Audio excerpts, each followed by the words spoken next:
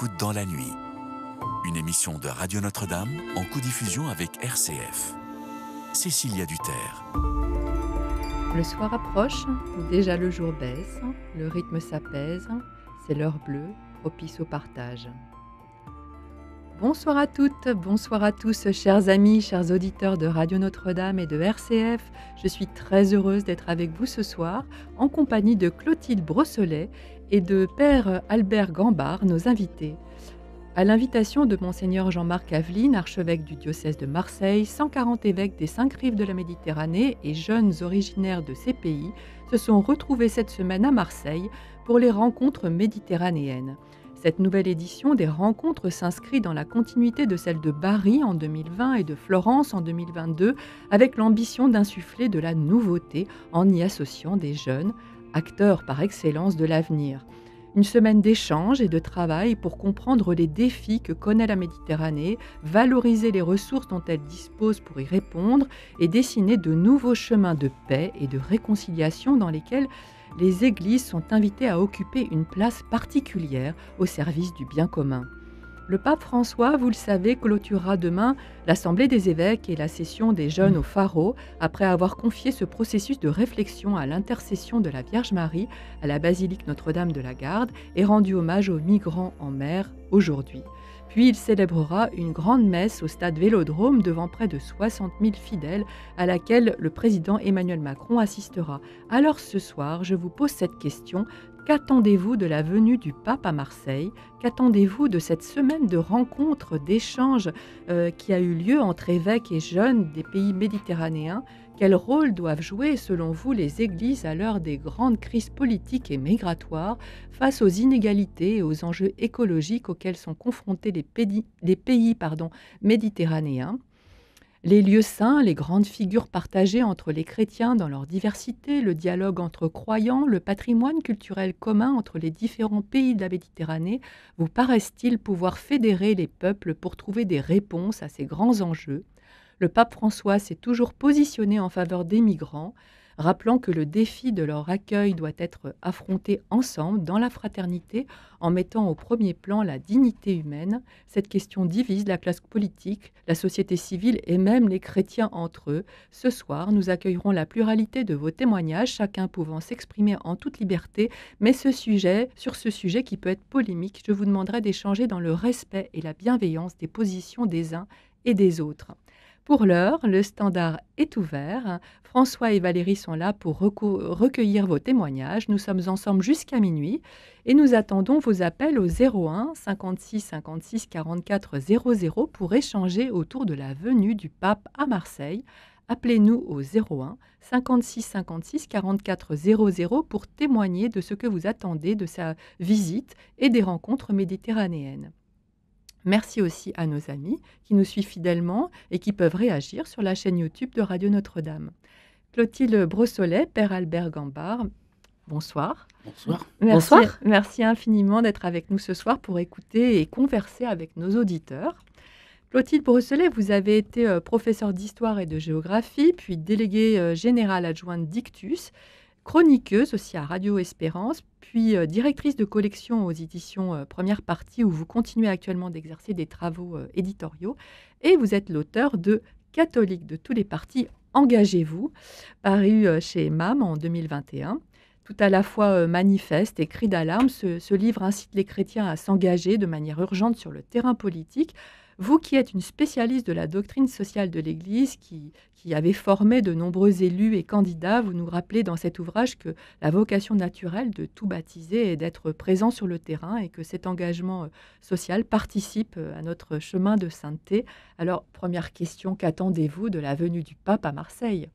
Je ne sais pas exactement ce que j'attends du pape à Marseille parce que j'ai l'impression que cette visite en France du pape est une visite un peu hybride.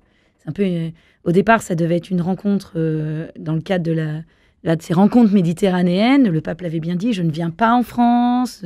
Donc moi, en tant que Française, mais n'étant pas concernée directement par la question de la Méditerranée, je me dis, j'attends de voir ce qu'il va me dire, mais je ne me sens pas directement investie. Puis finalement, il y a quand même un petit peu d'officiel qui s'est saupoudré là-dessus, une rencontre avec Emmanuel Macron, l'accueil par la Première ministre aujourd'hui. Et donc, j'ai envie de dire, je ne sais pas ce que j'attends de ce que le pape va dire dans ces 48 heures qu'il va passer en France. Mais je pense que j'attends d'être bousculée, en fait. Je sais que je vais être bousculée. Non, je ne l'attends pas. Je sais que je vais être bousculée. Presque comme si j'étais un peu soumise à cette bousculade du pape.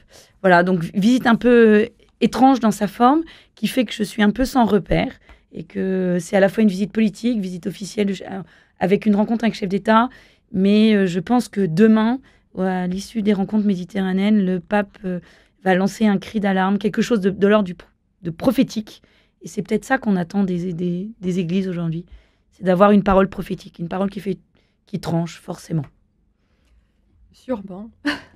Père Albert Gambard, vous êtes curé de la paroisse Saint-Médard, dans le 5e à Paris. L'édition marseillaise était structurée autour de 4 grands défis pour l'espace méditerranéen. Le défi environnemental, la question migratoire, les disparités économiques et puis les tensions géopolitiques et religieuses. Et elle a été l'occasion d'un vrai travail concret en commun, pensé comme l'amorce d'un processus pouvant servir dans le cadre d'un éventuel synode sur la Méditerranée. Alors, vous-même, qu'en attendez-vous ? Pareillement, on est non pas spectateur, mais témoin de quelque chose qui se passe. Moi, je suis curé à Paris, et c'est vrai que finalement, on travaille pour notre paroisse, ce qu'on dit habituellement, quoi. Voilà, d'abord, je trouve que cet événement ouvre les yeux de manière large. J'ai été frappé, déjà dans ce qu'il a pu m'apporter, j'ai été frappé de la relecture historique de l'histoire du bassin méditerranéen, avec les grandes conquêtes qui l'ont traversé, et puis le monde romain, la naissance du peuple d'Israël, et puis les chrétiens avec Jésus, et puis l'islam. Et les 3 grandes religions se retrouvent dans ce bassin. Et donc, du coup, c'est quand même extrêmement relié à toutes les questions de migration, toutes les questions d'entente, toutes les questions d'accueil. En fait, dire ce qu'on attend, c'est difficile parce qu'il y a un tel défi. Et dans ce défi, on pourrait dire, vous êtes sympas les cathos, mais quand même vraiment utopiste, quoi. Il faut être réaliste, il faut arrêter de rêver. Mais en fait, il y a une chose qui est incroyable, c'est que le pape vient, c'est un fait. Donc il donne un éclairage, j'allais dire violent, incroyable sur cet événement. Mais il y a une semaine que c'est en route, les discussions, les rencontres, les congrès il y a toute une dynamique de fête aussi. Oui. C'est pas et donc du coup c'est pas simplement un événement politique et contestataire. Il y a toute une foule de gens qui se rassemblent pour réfléchir justement à cette unité. Et ça, je trouve que le pape vient donc amplifier le son jusqu'aux oreilles des dirigeants et tout ça, donc il est dans son rôle. Mais à côté de ça, il y a toute cette effervescence à Marseille, moi qui me remplit d'espoir. Oui, effervescence, des expositions, des concerts, des témoignages, des débats, des repas partagés, des veillées de prière, des projections, des visites de lieux de culte dans divers endroits de la ville. Ces rassemblements religieux ou non sont-ils un bon moyen d'ouvrir dans cette ville de brassage pluriculturel de nouveaux chemins de coexistence heureuse entre les diverses communautés qui y vivent? Sûrement, mais au-delà, est-ce qu'on devrait organiser aussi ça en dehors de ces rencontres dans d'autres villes? Enfin, c'est vrai que Marseille est une ville très particulière de brassage. C'est pas un hasard du tout si le pape a choisi de venir à Marseille. Mais qu'en pensez-vous de tout ce qui accompagne justement comme Clotilde Brossolet? Je trouvais intéressant, c'est que j'ai enseigné l'histoire-géographie pendant des années et quand même, le bassin méditerranéen, c'est la source de notre civilisation. C'est ces 3 villes, Athènes, Rome, Jérusalem. Alors, je ne les donne pas dans l'ordre chronologique, mais Jérusalem, Athènes et Rome, pour les redonner dans le bon ordre. Finalement, nous, Français, nous leur devons tout.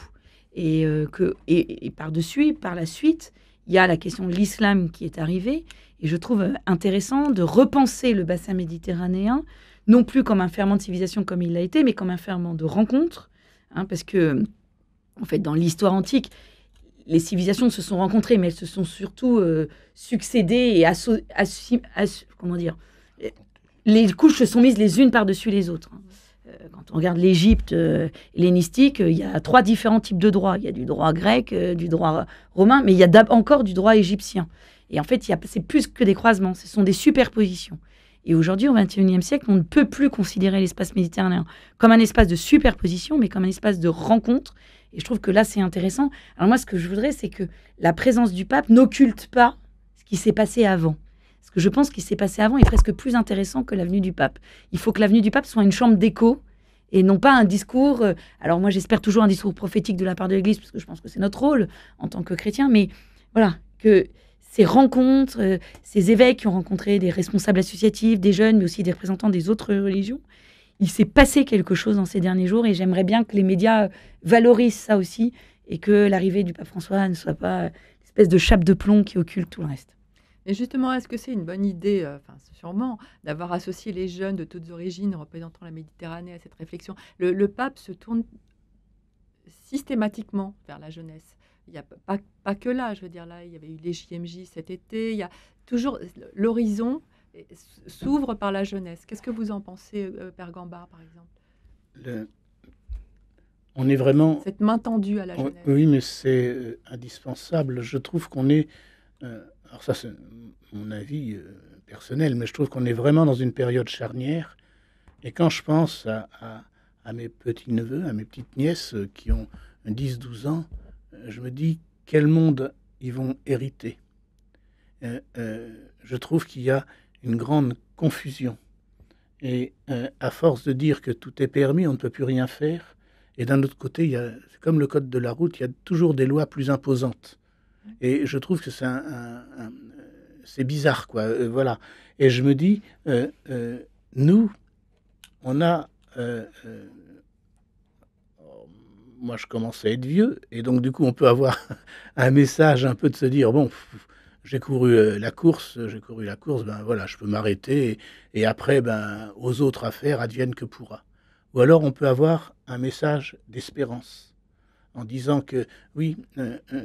je crois qu'on a tous des grandeurs et des pauvretés, mais on essaye, quand on est chrétien, de témoigner de cet amour qui vient du Christ.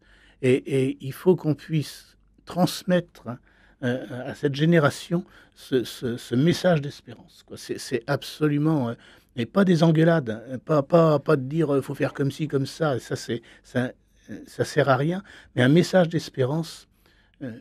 J'ai été responsable du FRAT de Jambeville et à un moment donné, je suis allé rencontrer l'abbé Pierre, qui était un vieil homme, et je voulais qu'il dise un mot aux jeunes du FRAT. Bon voilà, c'était un plaidoyer pour l'espérance, c'était le thème du FRAT.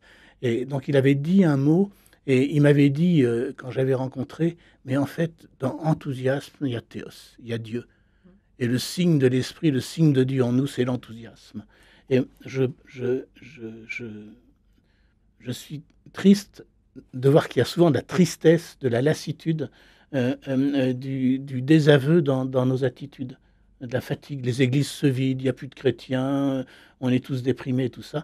Et moi, je me dis, il faut puiser à cette source de l'enthousiasme pour dire que la vie vaut d'être vécue. Les églises se vident plutôt en Europe, mais se remplissent aussi en Amérique latine, en Afrique. Et le pape se tourne aussi beaucoup vers le sud. Oui, et là, je dis souvent aux paroissiens que la tendance du curé, c'est de râler parce que son église se vide, et de râler là-dessus auprès de tous ceux qui sont présents. Alors, il faut cesser de dire que nos églises se vident, il faut dire merci d'être là. Ensemble, on va faire quelque chose, quoi. C'est vrai que ça, c'est plus positif. Ben oui, c'est... Clotilde Brosselet, sur la question des jeunes. Moi, sur la question des jeunes, je peux être que touchée. Je fais partie de ce qu'on a appelé la génération Jean-Paul II. Oui. J'avais à peine 20 ans en 97.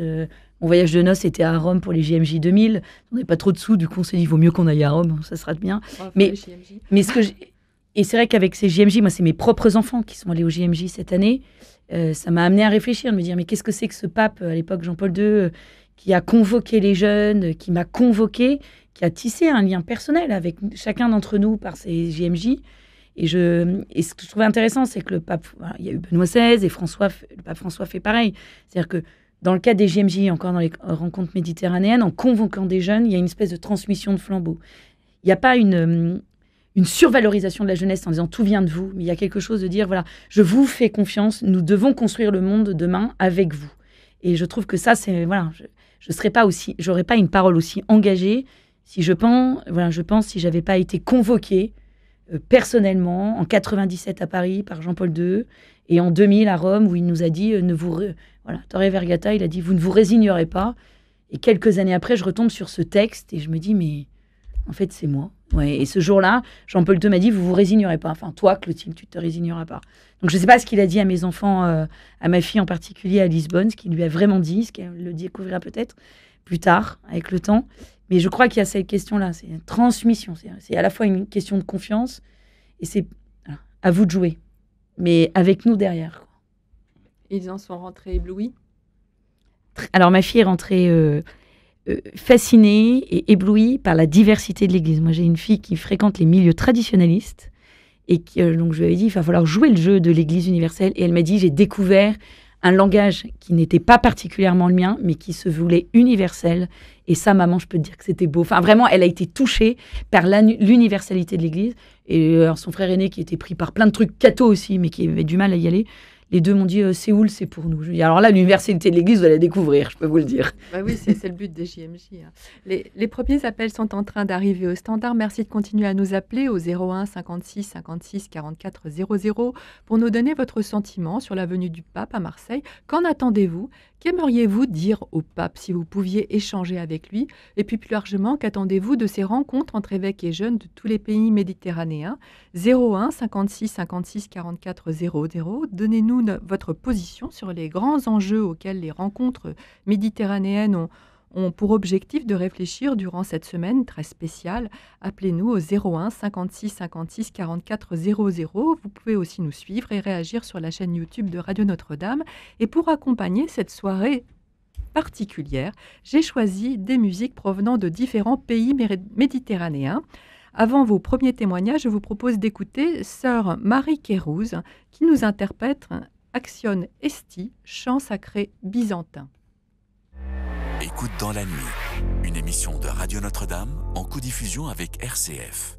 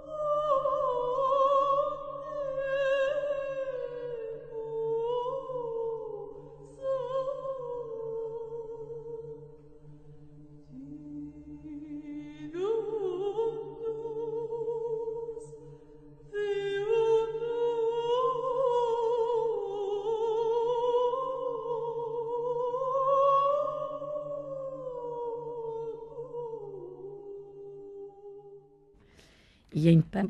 Nous avons écouté Sœur Marie Kérouz qui nous a interprété de sa voix angélique Action Esti, chant sacré byzantin. Merci à tous les auditeurs qui nous appellent au 01 56 56 44 00 pour témoigner autour de cette question. Qu'attendez-vous de la venue du pape à Marseille?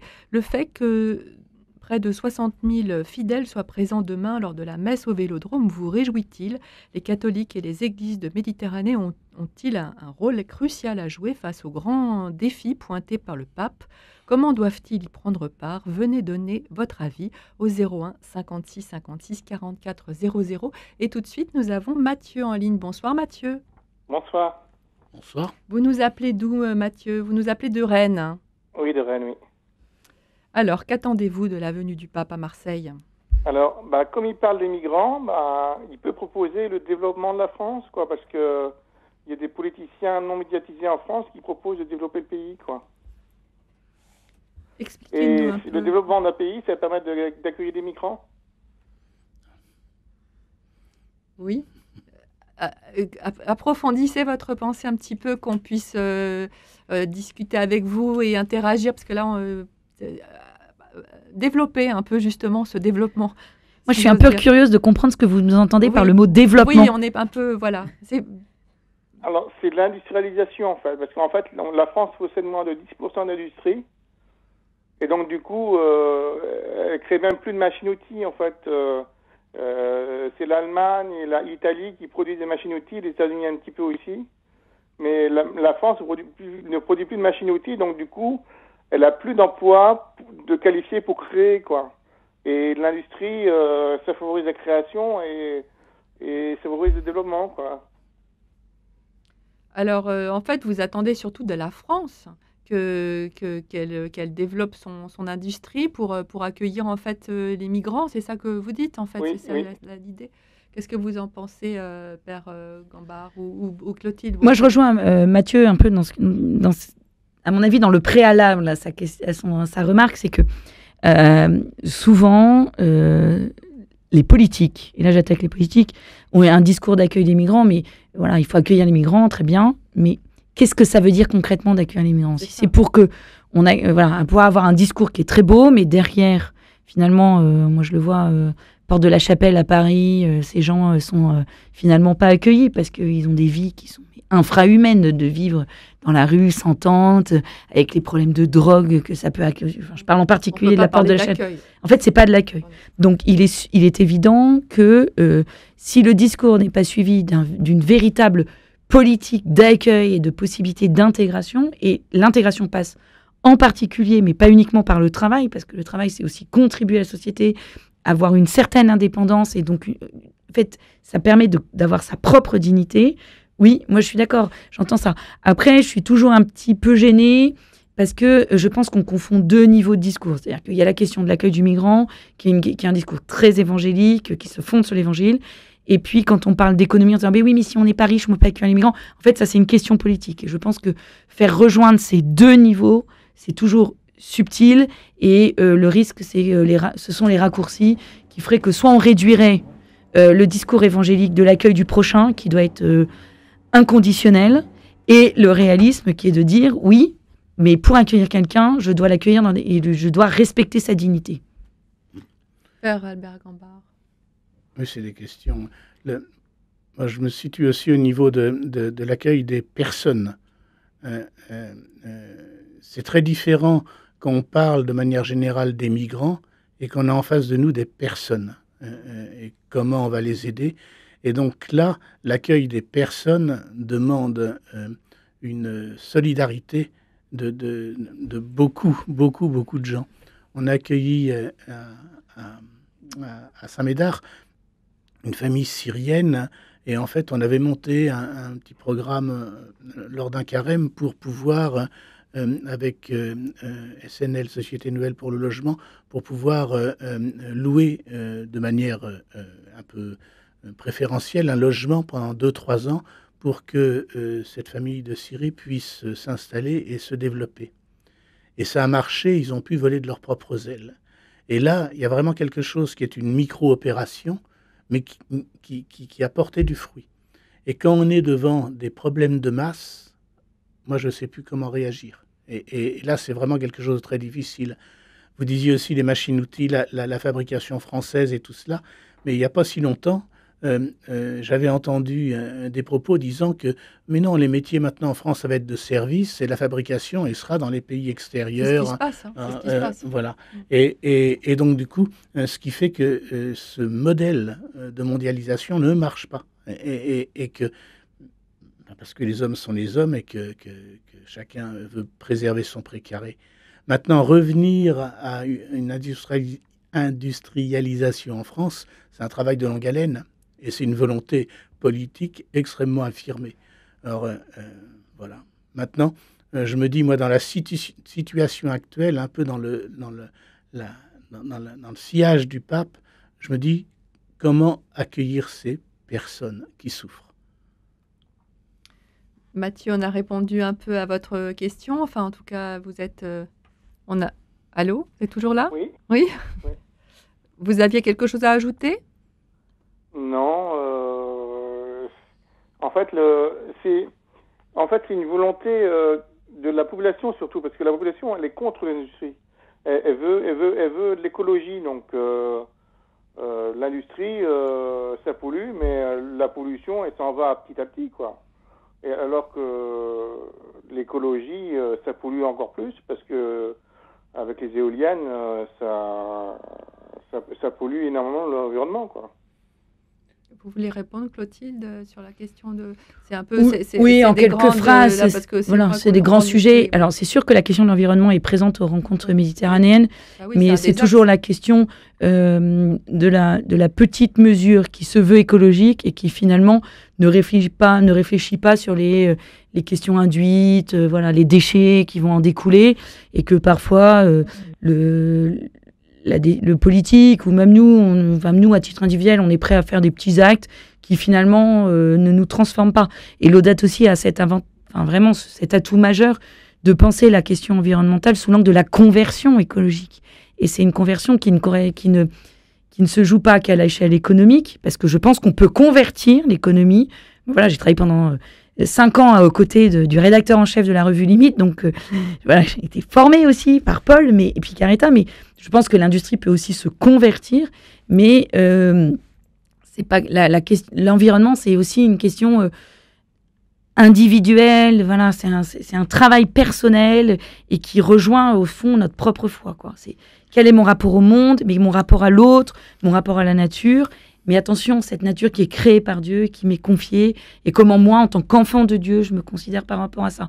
Donc c'est sûr que parfois, oui, j'ai écrit un texte il n'y a pas longtemps sur la suppression des tickets de caisse, qui finalement peut peut-être encore plus polluer, parce que les data centers vont gagner vont faire de la surchauffe. Voilà, bon, il faut se méfier de ces mesurettes qui sont plutôt de la communication politique que de la véritable conversion écologique. Merci en tout cas Mathieu de votre témoignage. Merci beaucoup d'avoir appelé ce soir à la radio. Bonsoir. Et bonsoir à Mado. Mado, vous êtes en ligne avec nous?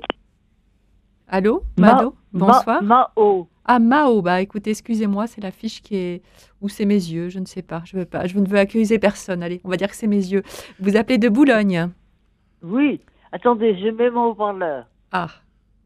Allô? Allô, on vous entend très bien. Allez-y. Voilà, alors oui, donc j'ai eu François et je lui disais que le Magnificat se termine par ce beau verset en faveur d'Abraham et de sa race à jamais.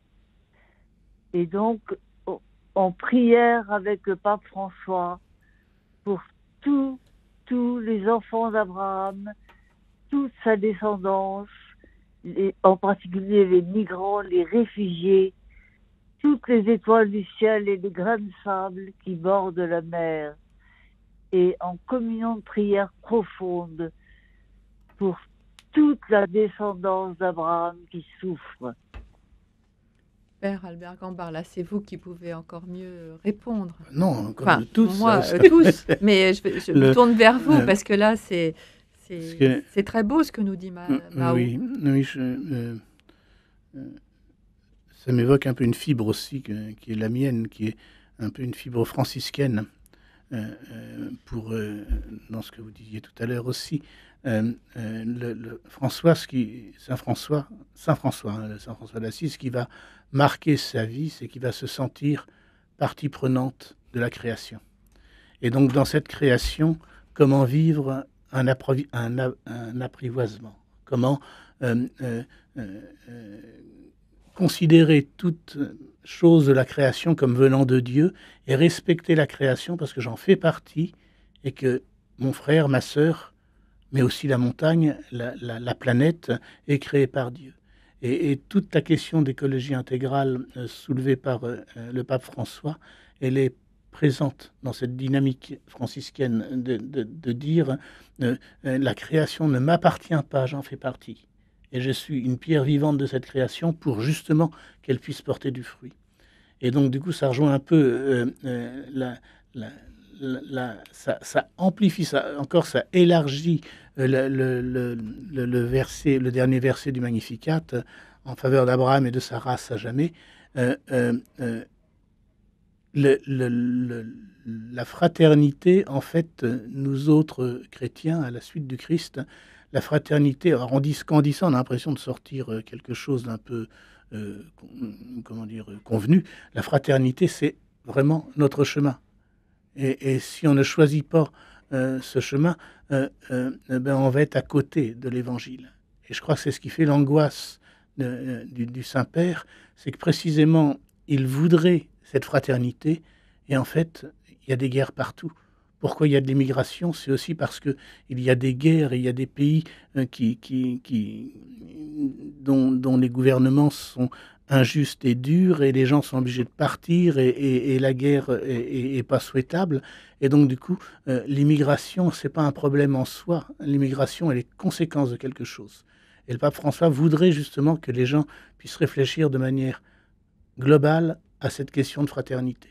Alors, on ne le dit pas comme ça c'est un terme un peu chrétien, mais non, c'est dans liberté, égalité, fraternité. Donc en fait, voilà.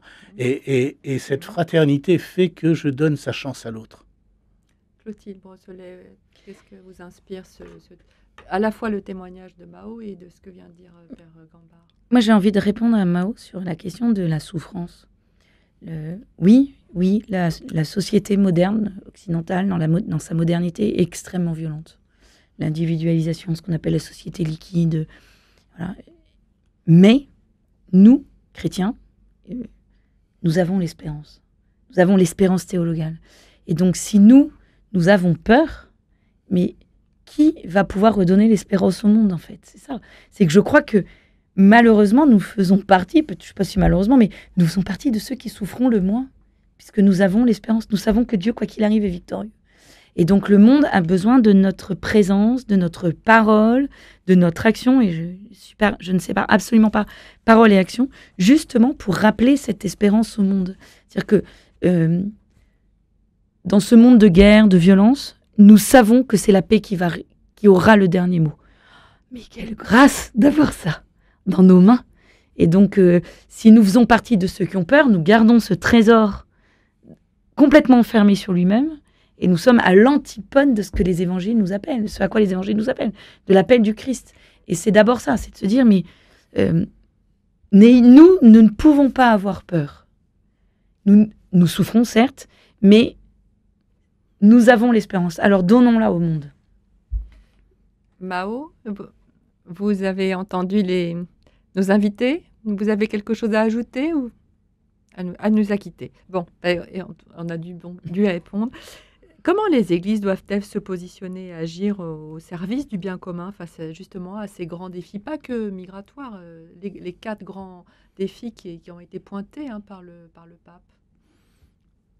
C'est dur de répondre à cette question. Oh oui, j'imagine. Comment dire? Alors, en prenant les choses un peu par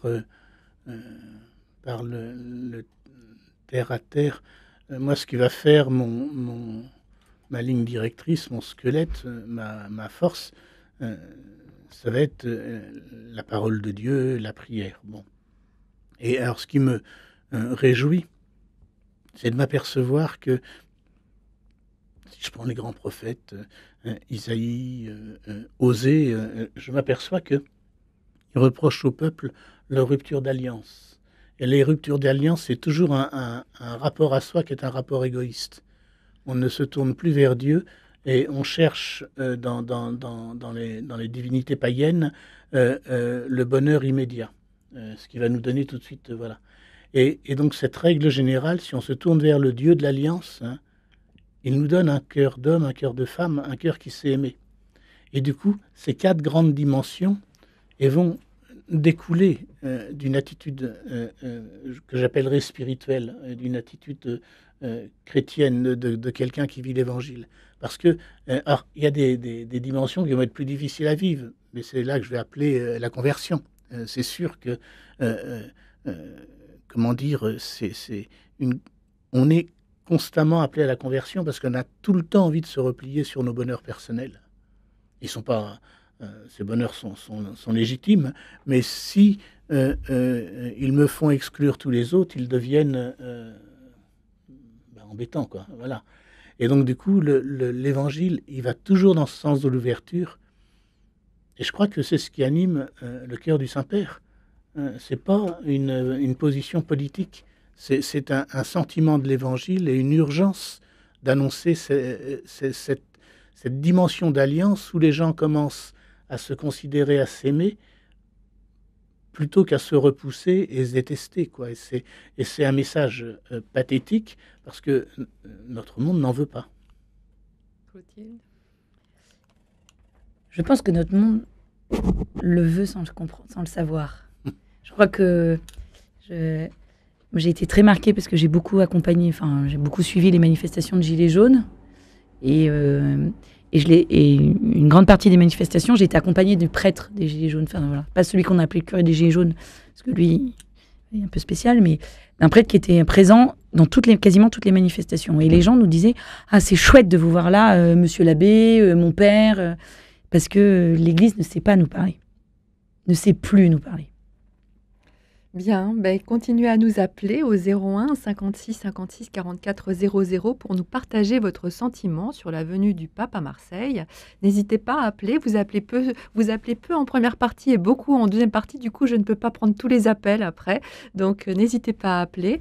Qu'en espérez-vous de cette venue du pape à Marseille? Comment les catholiques des pays de la Méditerranée doivent-ils s'unir pour trouver des solutions aux grands défis économiques, écologiques, migratoires auxquels ils sont confrontés? Comment traiter ces questions dans le respect des enseignements du Christ? Venez témoigner au 01 56 56 44 00. Et pour l'heure, et parce que le pape François s'est rendu en fin de journée à Notre-Dame de la Garde, vous le savez, pour une prière mariale, je vous propose, nous aussi, de nous recueillir en écoutant « Je vous salue Marie, comblée de grâce », interprété par l'ensemble vocal Résurrexit avec Étienne Hubéral. Écoute dans la nuit, une émission de Radio Notre-Dame en codiffusion avec RCF. L'ange du Seigneur porta l'annonce à Marie. Et elle a conçu du Saint-Esprit. Je vous salue, Marie, comblée de grâce. Le Seigneur est avec vous. Vous êtes bénie entre toutes les femmes. Et Jésus, votre enfant, est béni. Sainte Marie, Mère de Dieu, priez pour nous, pauvres pécheurs, maintenant et à l'heure de notre mort. Amen, Amen, Alléluia. Voici la servante du Seigneur. Qu'il me soit fait selon ta parole. Je vous salue, Marie, comblée de grâce. Le Seigneur est avec vous. Vous êtes bénie entre toutes les femmes. Et Jésus, votre enfant, est béni. Sainte Marie, Mère de Dieu, priez pour nous, pauvres pécheurs,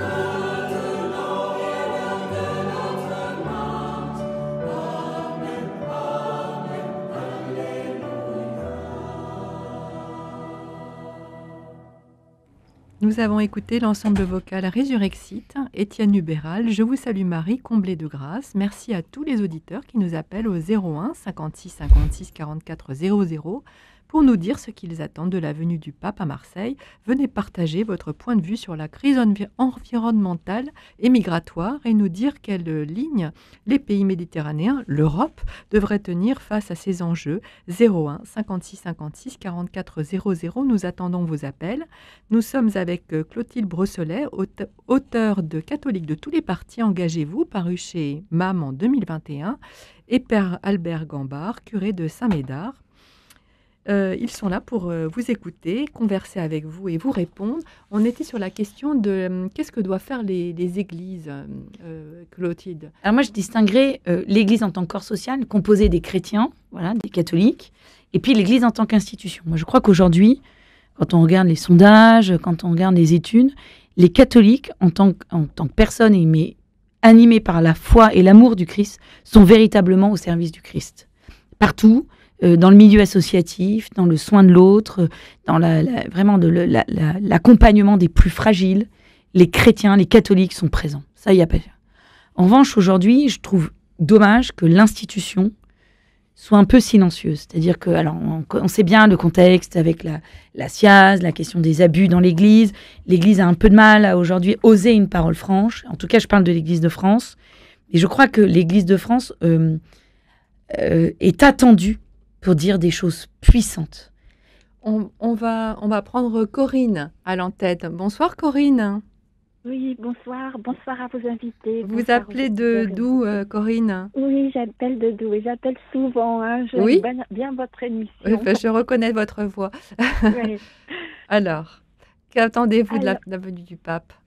Alors, c'est vrai que c'est pas que j'attends rien, mais j'attends tout ce que peut faire l'Esprit Saint dans le monde, et que, bien sûr, le pape François, il est éclairé du Saint-Esprit.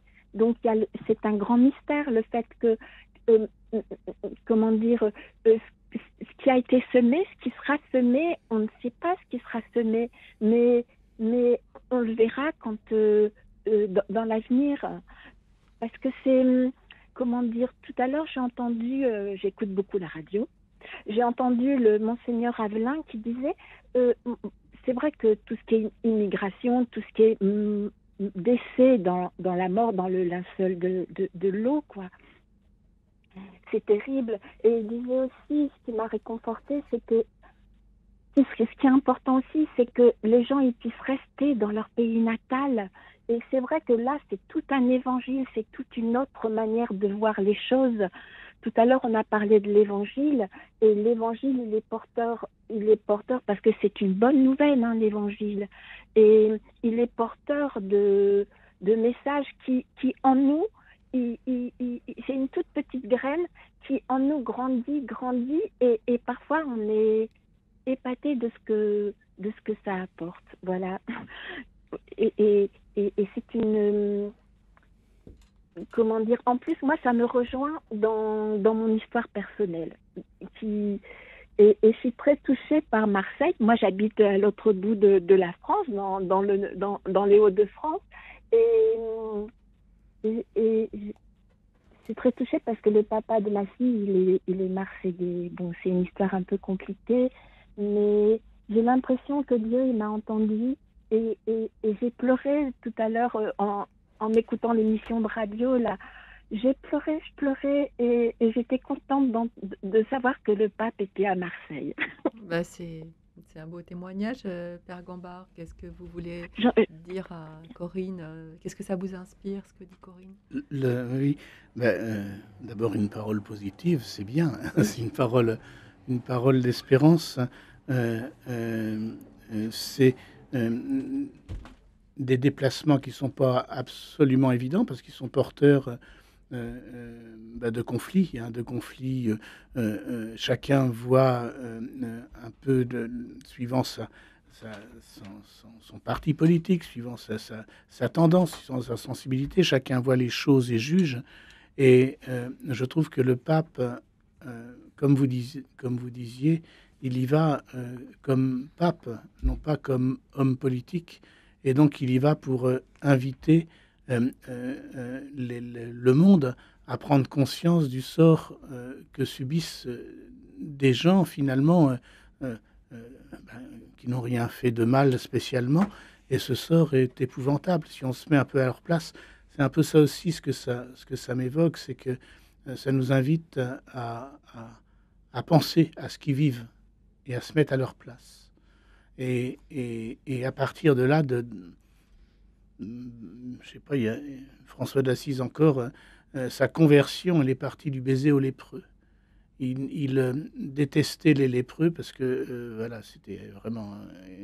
et un jour, il a senti d'aller faire embrasser un lépreux. Et il dit dans son testament que quand il était dans le péché, il a rencontré le lépreux et qu'il lui a fait miséricorde au lépreux et il lui a été fait miséricorde à lui. Et donc cette dimension, moi comme pasteur, comme prêtre, je rentre relativement peu dans un discours politique et j'essaye d'écouter un peu la souffrance des gens. Et donc c'est ce qui permet peut-être que des peuples, si on démultiplie ça, que des peuples s'entendent. Merci en tout cas, Corinne, d'avoir témoigné ce soir. Merci beaucoup à vous. Merci. Oui, parce que je peux redire parce que le message de l'évangile, moi, l'expérience que j'en ai, c'est que il se déploie au moment où je m'y attends plus, où je suis dans la détresse, et je crois que Dieu, il est pas à côté, il est à côté justement de toute cette détresse. Parfois on se dit on le voit pas, mais j'y crois. Je crois qu'il est là, quoi. C'est simple. Amen, merci. Oui, c'est somptueux ce que vous venez de dire. Merci Corinne, merci beaucoup en tout cas de votre témoignage ce soir. Merci, bonsoir. Bonsoir. Bonsoir Marie. Bonsoir. Je pensais pas intervenir parce que j'ai eu une journée difficile. Ah. Mais bon, en entendant parler Clotilde Brossolette, j'avais déjà l'occasion d'échanger avec elle au mois d'octobre dernier et au mois de mai, entre autres sur l'engagement politique. Alors, ce débat n'est pas facile. Il y a une frontière subtile entre le politique et le mot, j'aime pas galvauder, spirituel, mais il faut en même temps être un peu réaliste. L'Europe est vieillissante, malheureusement. Je fais partie de ces femmes qui auraient aimé avoir un foyer chrétien qui ne l'ont pas eu. Et là, on sent qu'il y a quand même des coups de semonce et que derrière l'accueil de toutes ces personnes, comme ça a été dit dans les médias, il y a des trafics atroces. Il y a des pays avec des gouvernants corrompus qui maltraitent leur peuple, qui rejettent même la religion chrétienne. Et là, on ne sait pas ce que le pape va dire, ou alors il va un peu provoquer, je ne sais pas, mais il y a actuellement de gros problèmes économiques en Europe. C'est pas se refermer sur soi, mais il y a des gens actuellement qui sont en grande souffrance, qui n'ont pas de travail, qui ne sont même pas logés. J'ai même entendu que des salariés de la ville de Paris dormaient dans leur voiture. Et là où j'habite, progressivement, il y a des gens de différentes cultures, il y a des gens charmants, mais il y en a d'autres qui imposent un peu leurs lois, qui font certaines choses illicites, et ça crée des tensions. Alors, certes, on a envie d'accueillir, mais tout à l'heure, vous disiez que les églises se vidaient. Alors, Clotilde Brossolette a la chance d'avoir des enfants dans une bonne paroisse où on accueille et tout.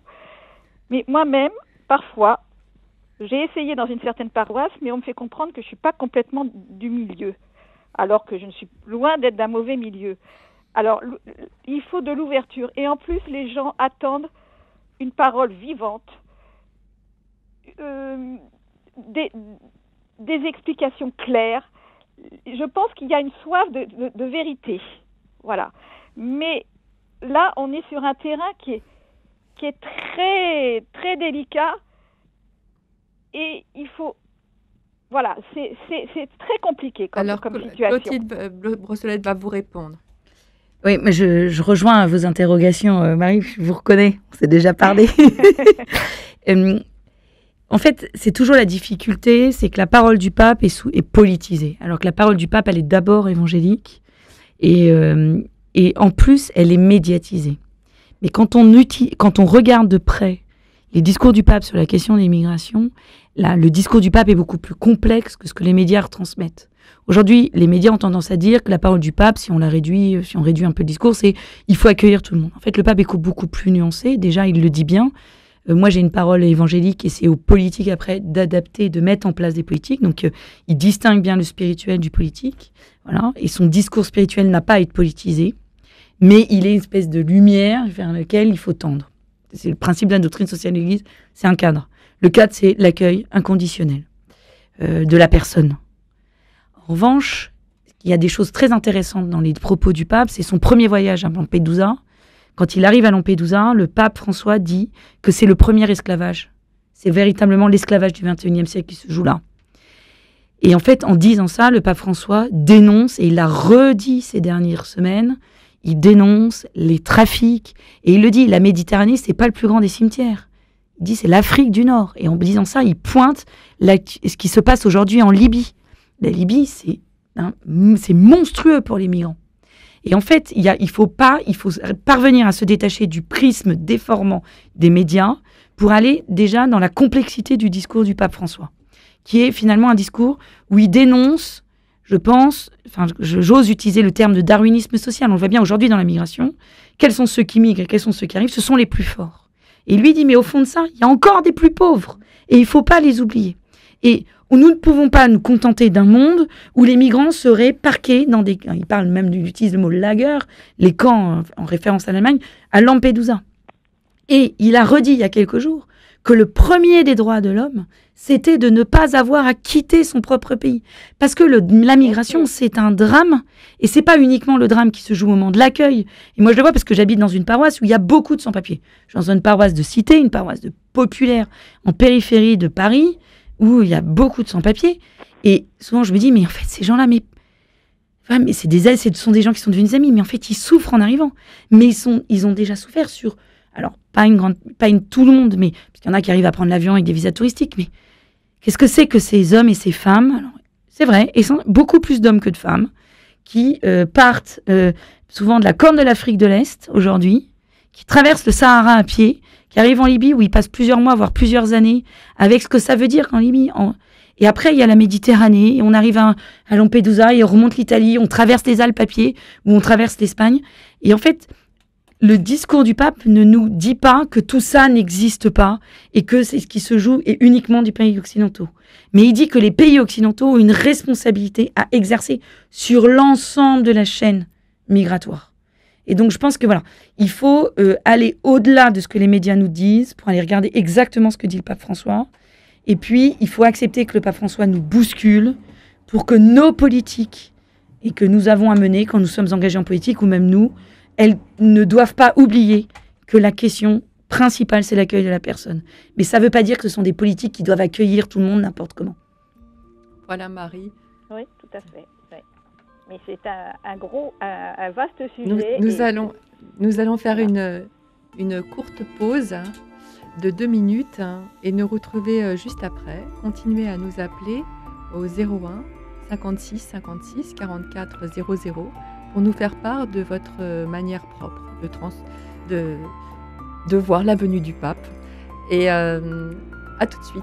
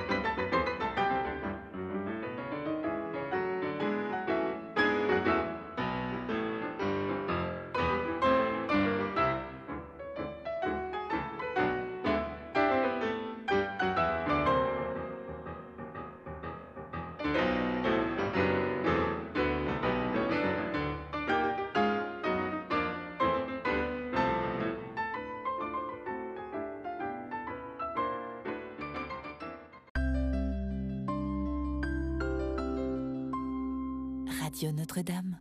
Écoute dans la nuit, il est 23 heures. Nous sommes avec Clotilde Brossolet, auteure de Catholiques de tous les partis, engagez-vous, paru chez MAM en 2021, et de Père Albert Gambard, curé de Saint-Médard à Paris. Nous échangeons ce soir autour de la venue du pape à Marseille. Vous pouvez continuer à nous appeler pour nous offrir vos témoignages au 01 56 56 44 00. Et tout de suite, nous accueillons Michel. Bonsoir Michel. Michel ? On a perdu Michel.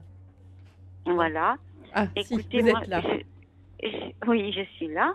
Je disais à la charmante personne qui m'a accueillie que je ne suis pas croyante, ne suis pas athée, mais je suis agnostique.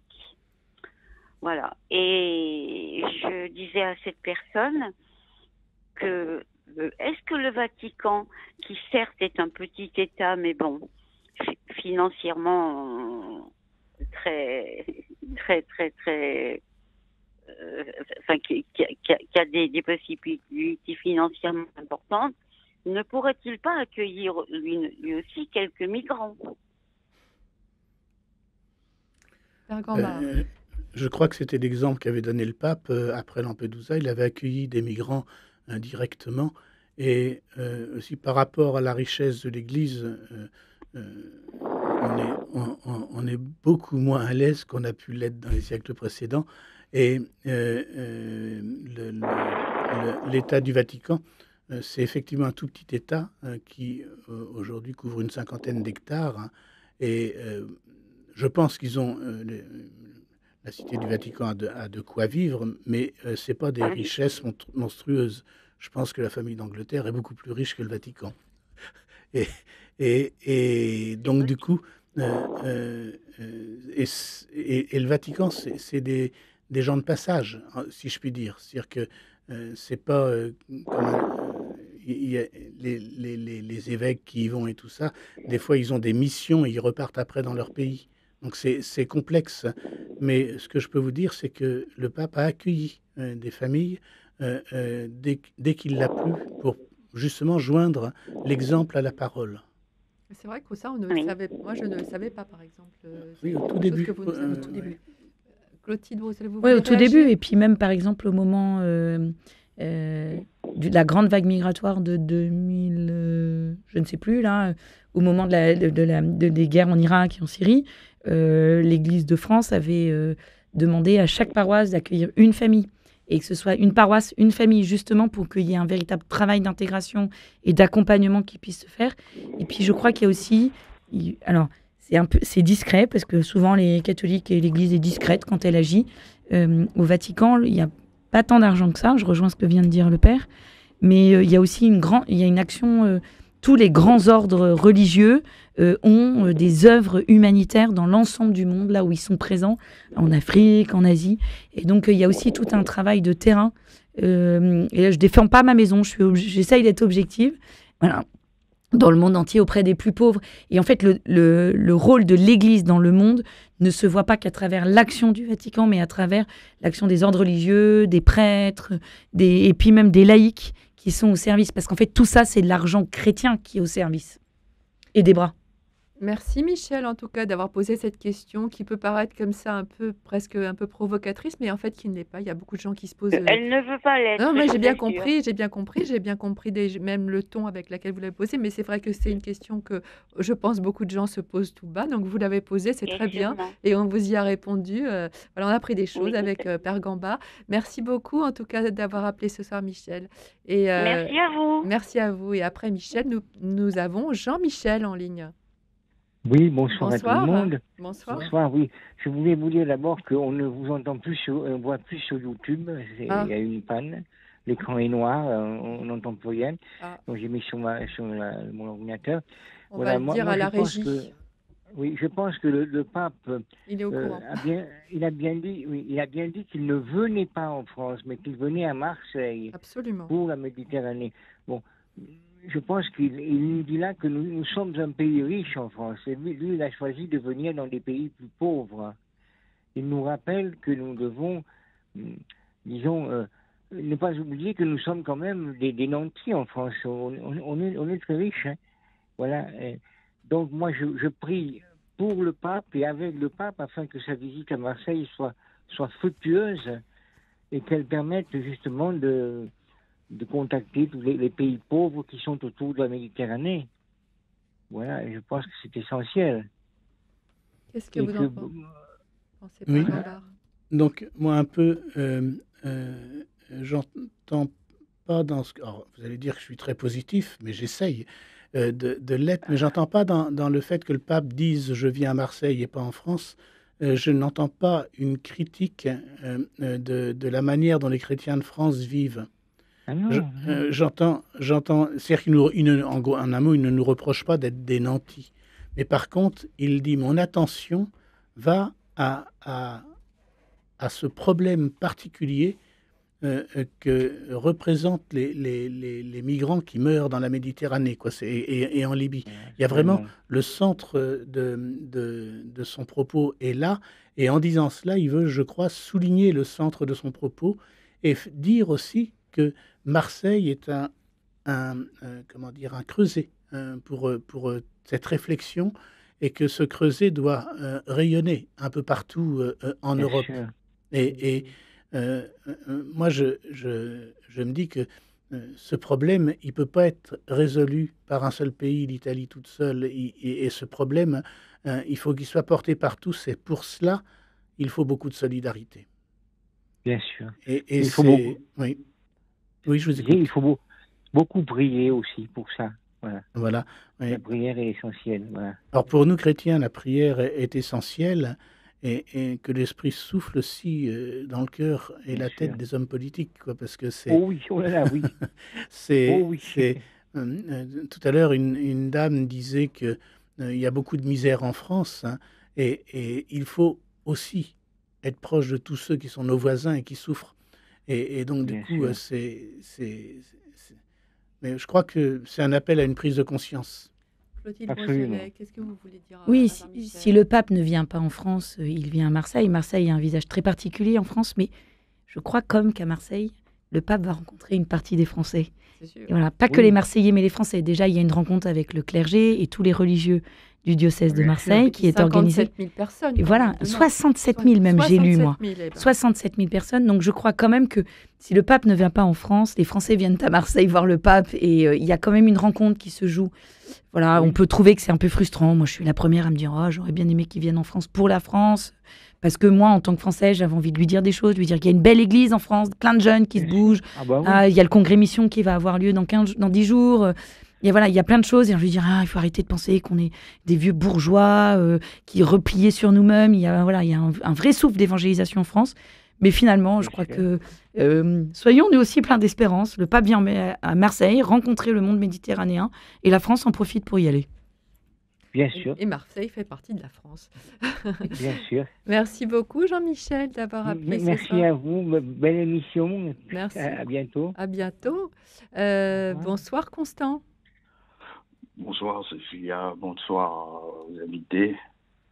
Et je suis d'accord avec tout ce qui se dit. Heureusement qu'on est dans une radio de toute beauté, de tout charme.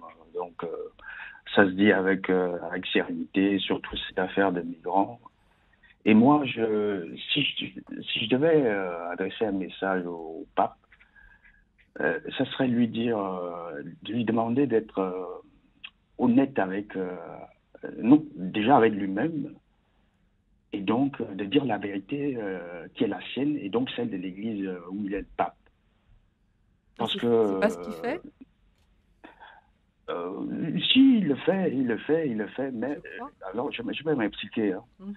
Pour moi, la vérité, c'est de dire une vérité existentielle, bien sûr, que j'appelle même mystique existentielle, parce que pour moi, toute cette souffrance qui se déroule, maintenant c'est focalisé en Méditerranée, c'est devenu un cimetière à cause, pour certains, la pauvreté.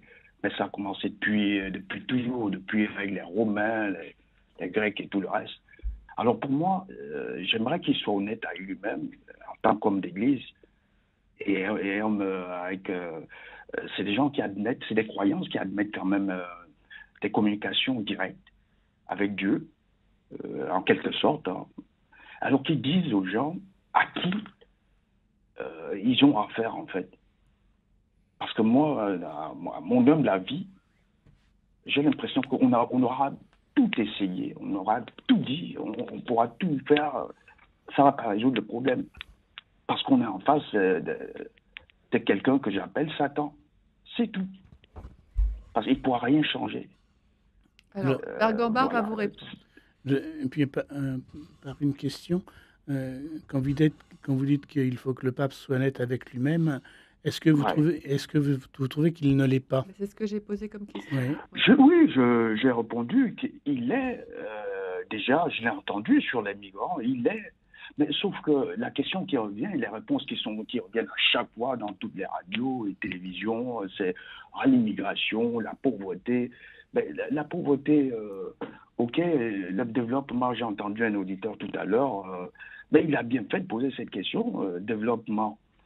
Mais sauf qu'on oublie un détail, que, je vais le dire quand même, avant l'esclavage par exemple, il n'y avait aucun développement en Europe. Il ne faut pas se mentir. Ça s'est fait avec l'homme noir sur le terrain, c'est-à-dire au charbon, on va utiliser les termes, et l'homme blanc à la conception. C'est comme ça que cette civilisation a naquis. Et aujourd'hui, les Africains, les Noirs sont... Excusez-moi, j'en termine là. Aujourd'hui, les Africains, quand ils ont demandé ce développement, ces transferts de technologies de pointe, qu'est-ce qu'ils ont fait, les Européens, les anciens esclavagistes, les colonisateurs? Ils ont dit non. Eux, ils sont livrés à eux-mêmes. C'est ça le problème aujourd'hui. Alors que les Français, les Anglais n'étaient pas livrés à eux-mêmes. Ils avaient une main-d'œuvre gratuite. Et donc, ils étaient libres de concevoir tout ce qu'ils voulaient, comme machine, comme développement. Alors, pourquoi ne le ferait-il pas en Afrique aujourd'hui? Bergambard aimerait vous répondre, Constant. Vous soulevez un problème, je ne pourrais pas y répondre globalement, mais dans ce que vous dites, l'homme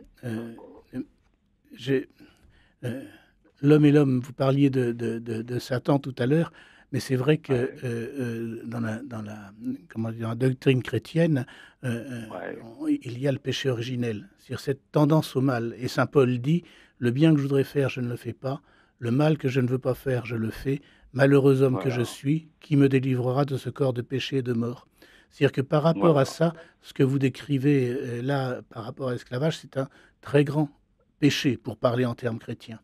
Maintenant, moi, aujourd'hui, qu'est-ce qui va être ma ligne de conduite? Ça va être un peu, je pense à la lettre avec Onésime, la lettre voilà, j'ai un trou de mémoire, mais où justement un esclave arrive chez saint Paul, et saint Paul, au lieu de garder cet esclave avec lui, le renvoie chez son maître en disant au maître, accueille-le comme un frère. Et voilà. Et donc, à partir de ce moment-là, Paul a dit, respecte-le, accueille-le comme un frère. Et un frère, si tu aimes un frère, tu lui fais pas faire n'importe quoi. Et vous voyez, moi, mon idéal, il est là. Je reconnais tout le mal que vous décrivez, ça c'est certain. Je l'entends bien, c'est pour ça que je vous ai redemandé la question, parce que j'entendais bien que derrière votre question, il y avait quelque chose de lourd et de fort. Et tout ce mal existe. Il y a des peuples qui n'ont pas pu se développer, qui maintenant se révoltent. Mais comment l'Église, et pour le coup, nous chrétiens, comment on peut avoir une parole de fraternité? Et comment on L'Église l'a déjà, mon père. L'Église l'a déjà. L'Église a cette parole. Le problème, c'est pas l'Église. Si ça ne tenait que de l'Église, mais il y a la paix sur terre. L'Église fait déjà sa part. Mais c'est juste que en face de l'Église, ce que je voulais vous dire, poser une question, mon père. On est dans un monde. En face de lui, on a qui? On est dans un monde de combat et de combat spirituel, et c'est ce que vous soulignez. Et dans ce monde de combat, je crois, voyez, moi, je crois qu'il nous faut garder l'espérance et pouvoir, chacun où on est, faire régner de l'espérance plutôt que de la violence. comme je disais Mon tout à l'heure, père, selon nous chrétiens, oui, je suis d'accord avec tout ce que vous dites. Je suis complètement d'accord sur la même ligne. Sauf qu'en face, on a un être que je sais, par intuition, par sentiment, qu'en face, c'est Satan qui est en face. Il n'y a que faire de nos mots, vous et moi, les mots de l'Église. Lui, il est là. La France n'est pas pauvre, le monde n'est pas pauvre.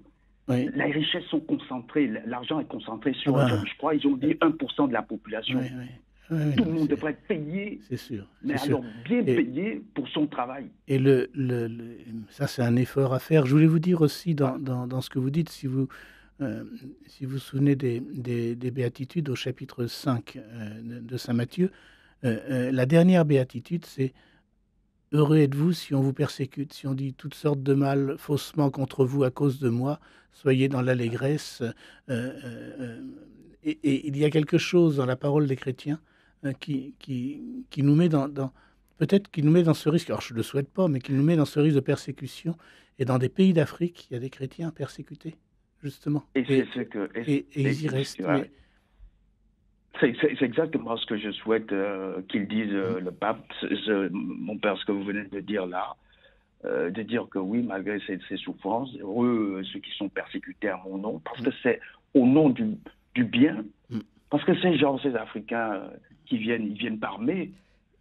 Eux, les autres là, les Français, Anglais, Espagnols, Italiens, Hollandais, eux, ils allaient armer. Ils allaient exterminer les Indiens et prenaient leur temps jusqu'à aujourd'hui. Mais ceux qui arrivent là, d'Afrique, là, ils sont armés. Oui. Vous comprenez? C'est différent, ça. Merci beaucoup, Constant. Voilà. Merci beaucoup de votre témoignage. Je veux juste dire, je termine là, je veux juste rapidement, dire ça, parce qu'il va y avoir une pause musicale. Oui, dans la même lignée, cette immigration-là dont on parle, je dis aux Africains, vous êtes chez vous ici. Parce qu'avant ça, avant votre esclavage, il y avait ailleurs. C'est tout. Merci. Donc vous venez pour récupérer et bénéficier avec vos frères blancs ce qui est à vous deux. Je dis bien, à vous deux. Ça n'appartient pas aux seuls blancs, aux colonisateurs, aux esclavagistes. Merci Constant, merci beaucoup pour ce témoignage ce soir, merci à vous. Merci de continuer à nous appeler au 01 56 56 44 00 pour nous dire ce que vous attendez de la venue du pape à Marseille. Nous partagez également votre point de vue sur la présence du président Emmanuel Macron à la messe de demain. 01 56 56 44 00, le standard attend vos appels pour témoigner à l'antenne. Et tout de suite, nous écoutons Daphna Rosenberg qui interprète Splendeur, chanson en hébreu tirée du livre des psaumes. Écoute dans la nuit, une émission de Radio Notre-Dame en codiffusion avec RCF.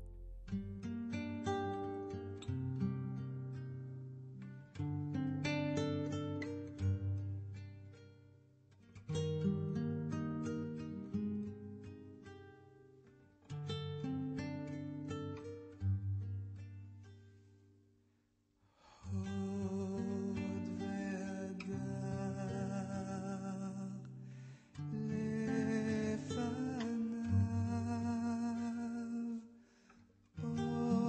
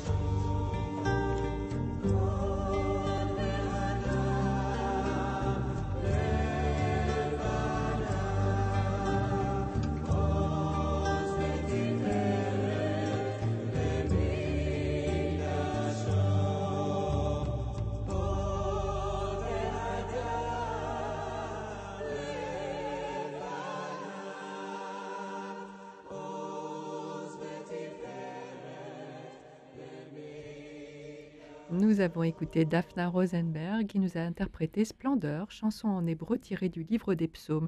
Nous sommes avec Clotilde Brossolet, auteure de Catholiques de tous les partis, engagez-vous, paru chez MAM en 2021, et de Père Gambard, curé de Saint-Médard à Paris. Merci à vous, chers auditeurs, de nous appeler au 01 56 56 44 00 pour nous donner votre sentiment sur la venue du pape à Marseille et nous dire ce que vous attendez des rencontres méditerranéennes.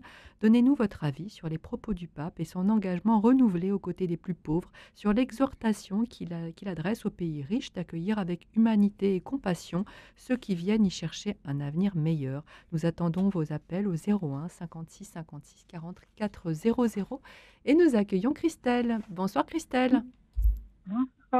Ça fait très très longtemps que j'ai pas écouté Radio Notre-Dame et là j'ai ouvert comme ça et j'ai eu envie d'intervenir parce Vous que avez bien fait. je n'ai pas entendu tout ce que vous avez dit, mais j'ai suivi un peu tout à la télévision et j'ai été touchée par tout ce que le pape a dit. Pourtant il m'énerve un petit peu le pape et pour certaines choses, mais parce que je trouve que il faut qu'il voit aussi la pauvreté dans nos pays, parce qu'on n'est pas des pays si privilégiés que ça. On est en train d'entrer dans une grande pauvreté à cause de nos politiques qui font des politiques où ils nous engagent dans la guerre. Je vous ferai remarquer, juste un petit aparté, mais M. Macron, qui nous a quand même engagés d'un côté de la guerre, normalement, on devrait respecter la Constitution et au bout de 4 mois, devrait engager le vote du Parlement sur le fait de donner des armes à l'Ukraine, etc., etc. Et donc là, il pourrait être destitué pour ça. Hein. Et c'est ce qui fait qu'on a des problèmes d'augmentation du gaz, de l'électricité, sans compter qu'on aurait pu aussi sortir du marché européen de l'énergie, comme l'ont fait les Portugais. Et ce qui fait qu'on aurait beaucoup moins eu d'augmentation de nos du coût de la vie. Hein. Et par exemple aussi, au lieu de faire, on pourrait supprimer les taxes sur le gasoil, l'essence, etc. Hein. Quand on sait à quoi elles servent, et ça diminuerait beaucoup le prix au lieu de vouloir faire vendre à perte des entreprises. Alors, ce que j'ai entendu ce monsieur, mais comme j'étais en ligne avec la charmante personne qui m'a accueilli au standard, j'ai entendu ce monsieur qui était disant oui, c'est normal que les gens viennent, etc., et qu'ils prennent ici, parce que c'est normal, ils ont été, on leur a fait subir l'esclavage, ou je ne sais pas, enfin bref. Il ne faut pas tout mélanger. D'abord, tout appartient à Dieu. Et ça, souvent, même les gens les plus riches oublient ça. Hein. Quand ils sont chrétiens, ah oui, je suis chrétien. Ah oui, mais là, les finances, non. Ça, les finances, c'est à part. Eh ben non, c'est pas à part. Les finances, tout appartient à Dieu. Donc, on doit partager. On doit être des vrais frères et sœurs. Mais pourquoi est-ce que le pape ne demande pas aux pays riches comme le Qatar, vous savez, aussi le pays là où ils mettent en plein désert, là, ils sont très très riches. Là. Comment il s'appelle ce petit pays qui pourrait accueillir Pourquoi est-ce qu'ils ne demandent pas à l'Arabie Saoudite, comment est-ce que c'est ce pays là où ils font du ski en plein désert sous des bulles, enfin complètement fou. Comment c'est? J'ai oublié le nom. On va demander à Bahreïn. Vous avez Bahreïn, Dubaï. Voilà, c'est ça, Dubaï, voilà. Et alors, dans certains pays d'Afrique, le problème, ils viennent parce qu'on a pillé leurs ressources. Enfin, en général, c'est des entreprises, ou bien c'est parce qu'on a laissé des dirigeants qui étaient venus étudier en France, qui ont pris des engagements, l'histoire France-Afrique, par exemple, France-Afrique. Hein. Et donc, ces dirigeants, on leur envoyait de l'aide d'ailleurs, et qu'ils gardaient pour eux au lieu de le partager avec avec les habitants de leur pays, etc. Enfin bon, bref. Voilà, c'est une question aussi de... Alors, on va poser la question à nos invités. Clotilde Brossolet, vous voulez répondre sur la question politique, c'est plutôt... Oui, sur la question politique, alors je ne peux pas vérifier mais exactement et avoir une réponse précise, mais je voudrais vous dire 2 choses. La première, le pape a été au Moyen-Orient, enfin vraiment dans ces pays-là, il y a quelques années, et il a eu des paroles assez fortes et nous les avons oubliées. Et dans la foulée de ce voyage, ça j'ai réussi à retrouver... Et alors, je n'ai plus l'année, mais rappelez-vous, il s'était mis à genoux devant les leaders du Soudan pour rétablir au nom de la paix. Donc en fait, là encore, nous n'avons du pape que ce que les médias nous renvoient. Il faut creuser un peu. Le pape a eu des gestes prophétiques très grands et des paroles très prophétiques, même à l'égard des pays que vous citez, des pays du Moyen-Orient, des pétromonarchies du Moyen-Orient. Il a été capable de dire des choses puissantes jusqu'à se mettre à genoux pour la paix au Soudan. Merci beaucoup, Christelle, d'avoir appelé. Ce soir, il y a beaucoup d'appels, donc je vous remercie déjà d'avoir appelé. C'était en 2019, en avril 2019. Voilà. En 2019. Moi, ce que je peux vous dire aussi, c'est que moi, je suis persécutée pour ma foi ici en France. Hein.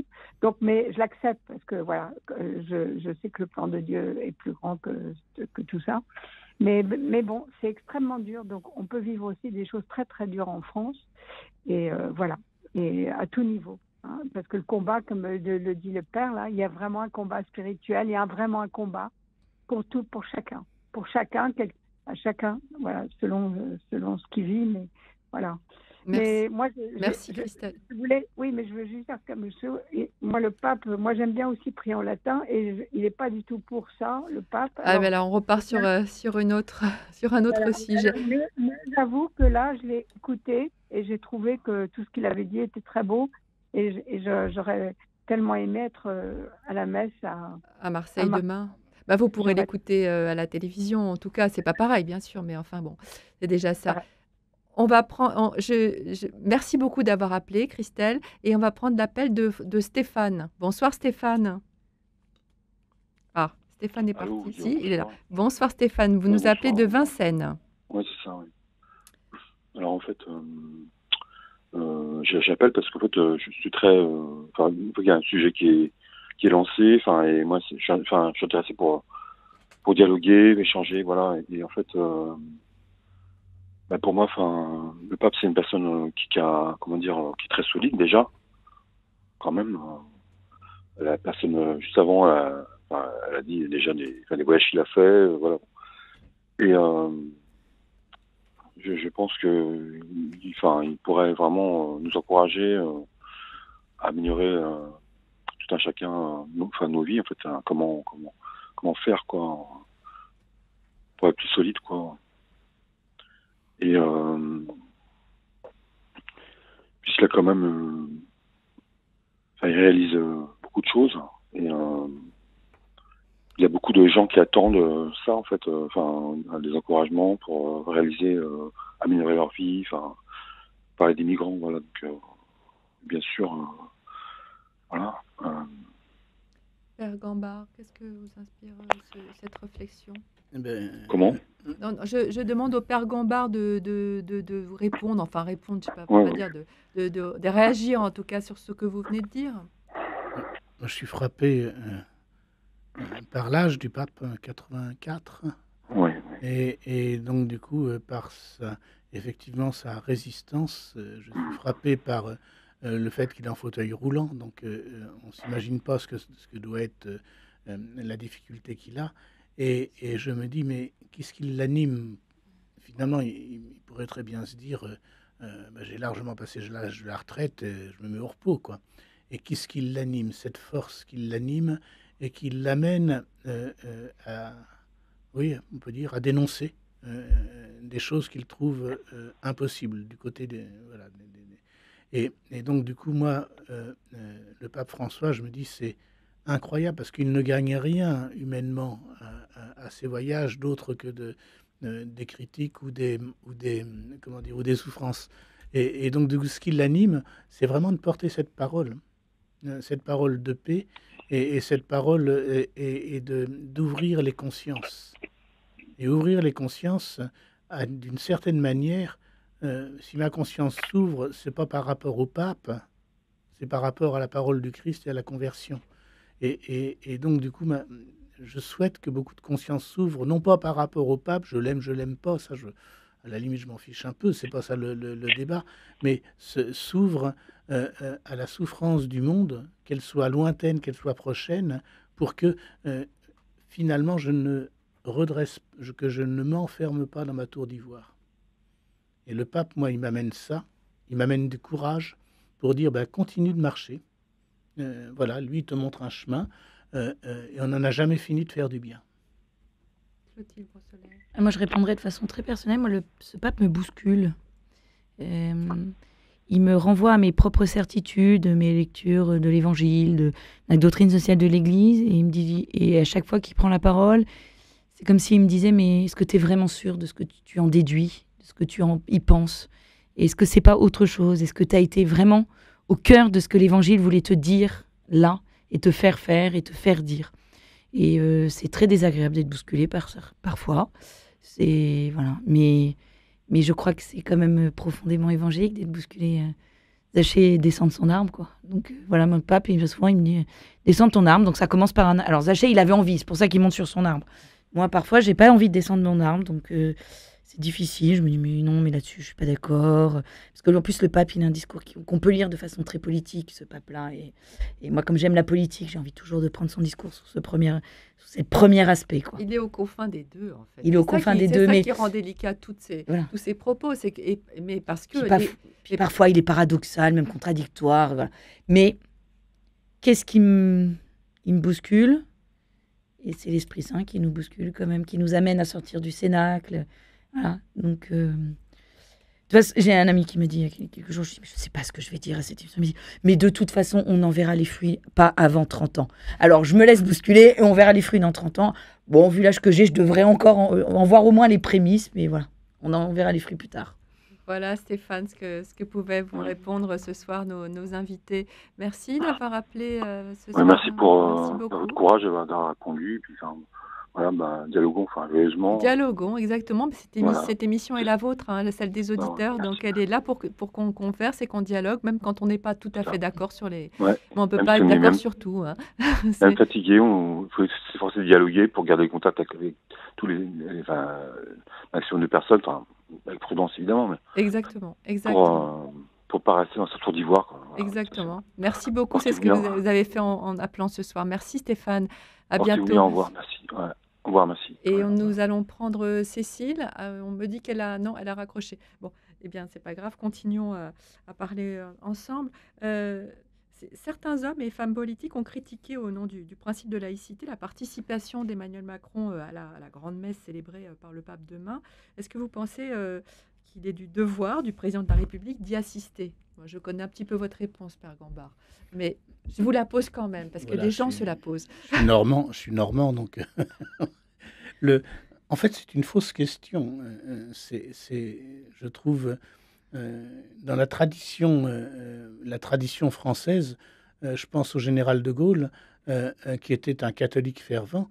Il assistait aux célébrations, mais il ne communiait pas ce jour-là, justement parce qu'il était là en tant que représentant de la République. Voilà. Et donc, du coup, la chose est assez simple à partir du moment où on pense comme ça. Et moi, j'ai envie de dire, les gouvernants vont facilement à la synagogue et à la mosquée.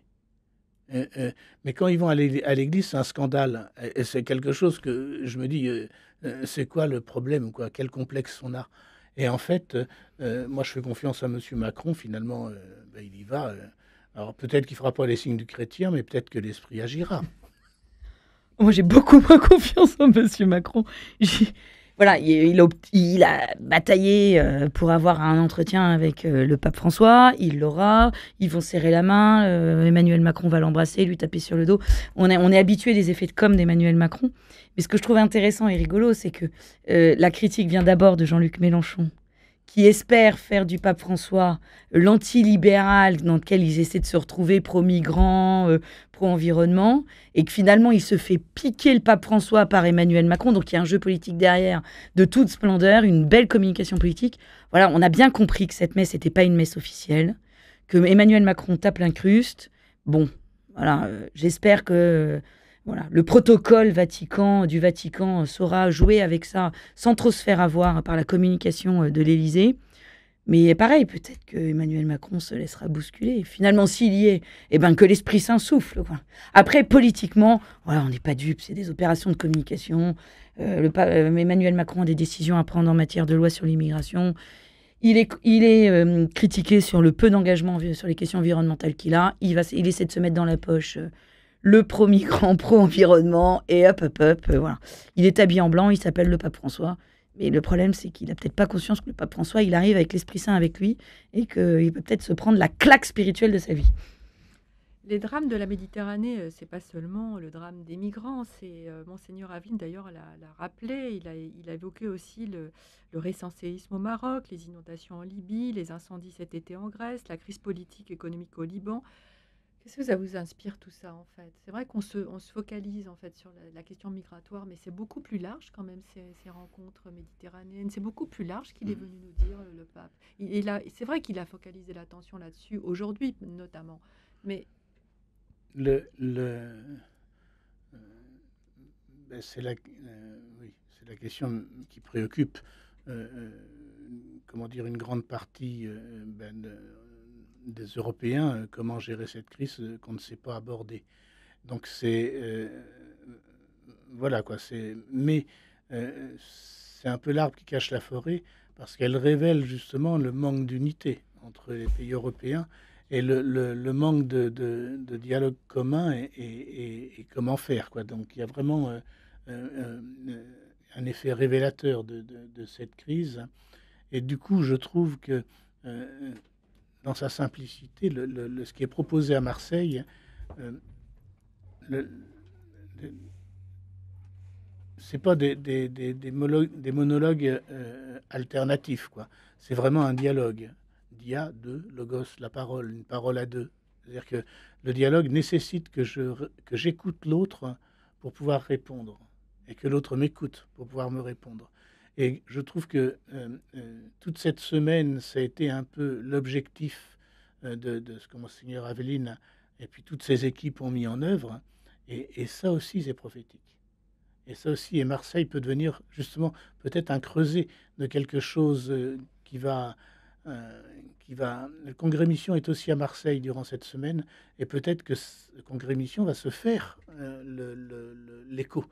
Congrès Mission qui a lieu cette année en Afrique aussi. Ah oui. Et donc du coup, c'est comment dire, il va falloir décompacter cet événement, effectivement. Et en le décompactant, peut-être qu'on trouvera, on éprouvera sa richesse. Clotilde, sur les autres enjeux en fait, autres que migratoires. Alors je vais repartir un peu en arrière. Au moment de la publication de l'exhortation apostolique sur l'Amazonie, j'avais été très frustrée parce que je me dis en fait le problème de la forêt équatoriale, il se retrouve tout le long de l'équateur. Et si cette lettre sert pour les autres zones équatoriales, tant mieux. Et là, j'ai envie de dire, mais finalement, les problèmes que vous venez de citer, Cécilia, qui concernent la Méditerranée, sont des problèmes qu'on retrouve dans l'ensemble du monde. Le dérèglement climatique, les problèmes de cohabitation ethnique et culturelle, et même religieux, on en retrouve partout. Et si ces rencontres méditerranéennes peuvent servir de laboratoire de dialogue pour l'ensemble du monde, alors là, le pari est réussi. Déjà, si ça fonctionne pour la Méditerranée, tant mieux. Mais en fait, la Méditerranée peut devenir un lieu d'expérimentation, de dialogue, de rencontre sur toutes ces questions de développement, pas uniquement économique, mais vraiment d'échange. Et on a parlé d'environnement, de migrants, et les deux autres sujets, donc quel développement, je ne sais plus. Et je pense que là, ça devient intéressant. C'est-à-dire que qu'est-ce que nous allons, nous chrétiens, pouvoir en tirer qui peut être utile au reste du monde? Un petit mot à ajouter. Je souscris. Vous souscrivez. Mais c'est vrai qu'avec tout ce qui s'est passé cet été, le séisme au Maroc, les inondations en Libye, les incendies, ça nous alerte quand même. Je veux dire, la question environnementale, il est vrai qu'elle n'est pas que méditerranéenne, mais elle s'est beaucoup focalisée autour du bassin méditerranéen là, cet été en tout cas. Donc voilà. Ça veut dire aussi que pour rejoindre mon chemin franciscain, on est pauvre, on est peu de choses devant ces événements. Et la question, c'est de savoir comment on va pouvoir assumer et réagir, s'entraider. Mais on est pauvre. Et François d'Assise disait « Dieu est et cela suffit ». Donc Dieu nous aime et donc du coup, mettons-nous en route. Mais l'espoir des chrétiens, c'est que notre espérance chrétienne, c'est qu'on est de passage sur cette terre. Et on n'y pense jamais d'ailleurs à ça. Et donc, du coup, ce qui fait que nu, je suis sorti du sein de ma mère, nu, je retournerai à la terre. Dieu a donné, Dieu a repris, que le nom du Seigneur soit béni. C'est dans le livre de Job. On le dit facilement quand on le subit pas, mais dans la vie de tous les jours, il y a des tas de petites morts qu'il faut s'habituer à assumer pour pouvoir ouvrir les yeux sur les grands problèmes. Merci beaucoup. Nous continuons à échanger ensemble ce soir autour de l'avenue du Pape à Marseille, ville symbole de la grande diversité méditerranéenne, ville carrefour où tant de peuples se côtoient, ville laboratoire pour trouver les moyens d'un vivre ensemble fraternel porteur de l'espérance chrétienne. Et tout de suite, nous écoutons le chœur d'hommes de La Villette qui interprète Agia Marina, chant chypriote. Écoute dans la nuit, une émission de Radio Notre-Dame en codiffusion avec RCF.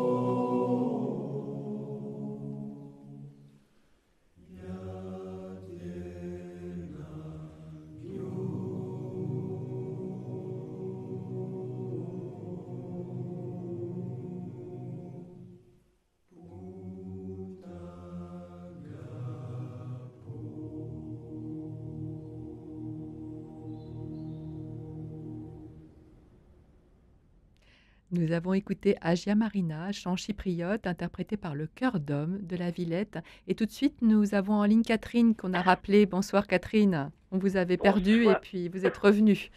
Bonsoir Cécilia. Bonsoir. Et bonsoir Père Albert et Clotilde. Bonsoir. Et tous les auditrices et auditeurs. Bonsoir Catherine. Voilà. À vous tous. Voilà. Alors moi je voulais dire que j'ai beaucoup voyagé, vécu avec mes parents. en Afrique, dans plein de pays. Mes parents habitent au Maroc avant, au Canada, à Saigon, en Asie. Ont toujours travaillé dans tous ces pays. J'ai été à l'école en Afrique, mon frère et ma sœur aussi, et qu'on a toujours été accueillis partout. Mes parents travaillaient. Hein. Mon père était dans l'aviation, à Air Afrique, à Air Maroc, à plein de compagnies aériennes dans tous ces pays. Et maman était comptable et a toujours travaillé partout aussi. Et donc, on a toujours été accueillis, on a été à l'école. Dans les écoles du pays, on n'allait pas dans les écoles françaises. On a été à Ouagadougou, à Dakar, à Brazzaville. Et donc revenons au pape. Et donc, vous avez Alors, effectivement fait on va dire, le tour du monde. On n'était pas des migrants, mais oui. Disons, on était... Et que moi, je trouve que j'attends du pape qu'il y ait un discours très ferme par rapport à nos politiques, mais aussi à nos catholiques en France. Alors, allez-y, dans quel sens alors précisez votre pensée. Je précise, c'est-à-dire que nos politiques en France ou en Europe d'ailleurs sont quand même en ce moment à rejeter complètement les migrants, l'étranger, en fait les étrangers, et beaucoup de catholiques en France, je ne parlerai pas de l'Europe parce que je vis en France, mais sont quand même extrêmement racistes, ont peur, très peur de la venue de gens qui n'ont pas, sont pas la même couleur de leur peau ou d'autres pays, et rejettent. Et moi, je ne me retrouve pas dans cette église. Je suis catholique, baptisée, j'ai fait ma première communion, ma profession de foi, ma confirmation, mes enfants, je les ai fait baptiser. J'ai fait on va demander, excusez-moi. J'ai été catéchiste pendant 15 ans. On n'a plus beaucoup de temps, donc je vais laisser quand même les invités vous répondre, parce qu'on est tout à la fin de l'émission et je voudrais qu'ils vous répondent. C'est pour ça que je me permets de couper un petit peu la parole. Père Albert Rambard, est-ce que les catholiques sont racistes ? Comment dire, quand on est autour d'un volcan, on a trop chaud, quoi. Il n'y a pas de problème. Et donc, du coup, quand on est exaspéré, on dit des paroles qui dépassent notre pensée. En répondant ça, je ne dis pas qu'il n'y ait pas de racisme, mais et puis j'avais une autre idée qui me venait en tête, c'est que depuis 2001, depuis le 11 septembre, il y a un traumatisme dans la société, un traumatisme qui vient des attentats, de tout ce qui a succédé, et qui fait voir l'immigration comme le danger de cette répercussion. Et je crois qu'il y a beaucoup de gens qui vont être dans cette peur. Vigipirate, tout ça, ça a contribué. Hein, voilà. Et donc, une peur qui peut être parfois légitime quand même, après tout ce qu'on a subi. Oui, non, mais sans racisme aucun, mais une peur légitime. Ce que je veux dire, c'est que ça, cultivé par certaines lignes et tout cela, ça crée une exaspération extraordinaire qui fait qu'on ne peut plus s'entendre. Et on met un peu tout le monde dans le même paquet. Et on n'est plus capable de voir véritablement les gens qui ont besoin. Je répondrai comme ça parce que vous avez une expérience extraordinaire. De plusieurs pays, vous avez été bien accueillis. Et il y a plein de gens qui vont être influencés par l'expérience vécue ici depuis quelques années, quoi. Clotilde de Brosselet, qu'est-ce que vous voulez répondre? C'est difficile de vous répondre parce que je comprends la peur. Je crois que là encore, il y a la question de la masse et la question des personnes. C'est-à-dire qu'il peut y avoir un discours sur la question du nombre, et on voit les derniers afflux qui sont arrivés à Lampedusa. Je comprends ce sentiment d'être submergé, puisqu'en plus, on sait très bien que ceux qui viennent, même s'ils vivent aujourd'hui dans des conditions très difficiles dans nos pays, continuent d'entretenir dans leur pays d'origine un discours fantasmagorique sur la manière dont ils sont accueillis. Moi, je l'ai vraiment connu près de familles de migrants qu'on a accueillis dans la paroisse, qui d'ailleurs n'étaient pas chrétiens du tout. Voilà, en disant, mais mon oncle vient, il faut que je fasse semblant d'avoir une voiture, parce que sinon, ma migration est ratée et je ne peux pas dire que c'est un échec. Parce qu'en plus, souvent, ceux qui arrivent, c'est des villages entiers, des familles qui se sont cotisées pour payer ce voyage, qui coûte horriblement cher. Donc voilà, je pense qu'il y a... Et donc, il y a un fantasme qui est entretenu et qui favorise aussi l'arrivée de gens qui espèrent quelque chose que nous savons qu'ils ne trouveront pas. Ça, c'est clair.